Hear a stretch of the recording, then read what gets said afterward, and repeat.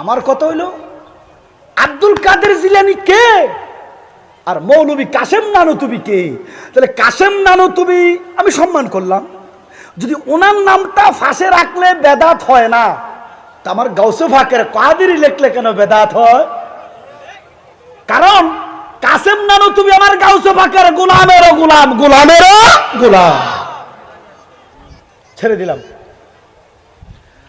আল্লাহ আজরাইল আমার হাবিবে কারিমের কাছে যাও, আমার নূর নবীর কাছে যাও, যাইয়া কও আগে আমার সালাম দাও, তুমিও সালাম দিবা, খবরদার কোনো বিয়াদবি করবা না।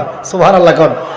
কারণ আমি সব বরদাস্ত করি, আমার বন্ধুর সাথে বিয়াদবি বরদাস্ত করি না। তুমি দেখছো না এটার কি অবস্থা হয়েছে? কোনটার? ফেরেশতাদের সর্দার যিনি ছিলেন, মা কথা কয় না কও, আজরাইল কো মালিক